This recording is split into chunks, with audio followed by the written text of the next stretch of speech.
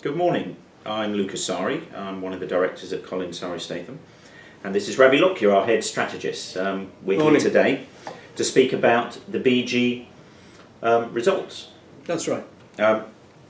So, Ravi, if you'd like to just talk through the results, are there any special factors in the full year results that helped BG over what was a very difficult year?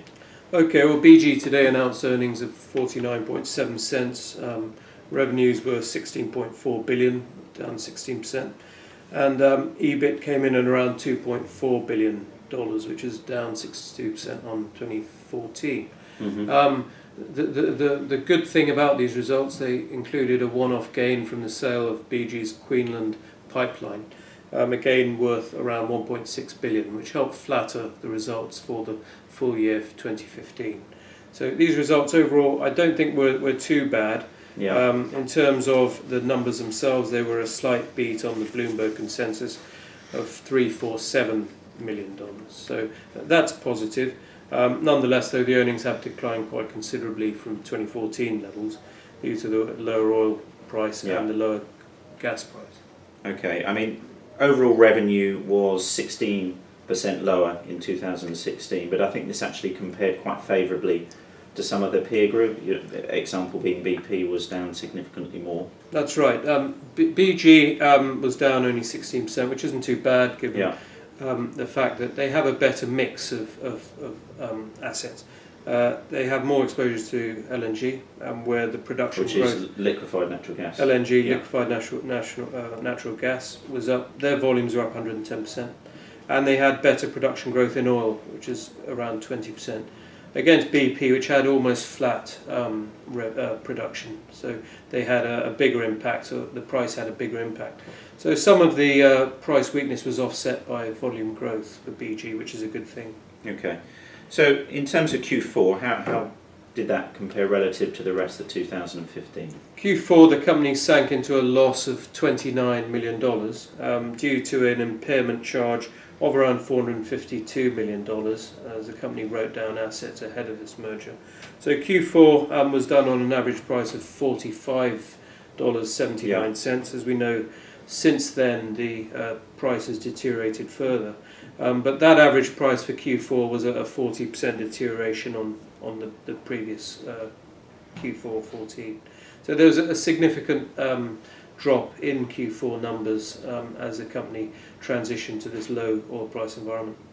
Okay, so we obviously have a merger with Shell coming up. How important are these results given the timetable of this merger, which is just weeks away now? Okay, well, as we know, the deal completes on the 15th of Feb. Yeah. We're just about a week and a bit away from the deal. The results don't have much impact on the merger itself, which has cleared regulatory hurdles. It's been signed off by both sets of shareholders. And we've just got the court, the High Court ticking the box to go. So which is essentially more or less a formality. That's a formality. We should go through. And then on the 15th, the deal should complete. These results will not impact that. Okay.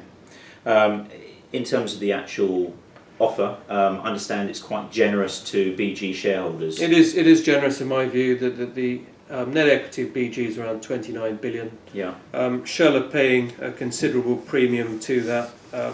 I think if you look at the numbers, they're paying around $63.7 billion for the equity and the debt of BG, which is around a 34 billion premium goodwill payment, if you like, to secure control of BG. So significant premium to BG's value, really, inherent value.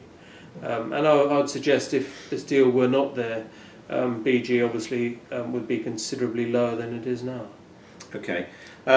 Finally, given the new formed merged group, which will appear as an enormous company in the coming weeks, how do we see the environment generally for this firm?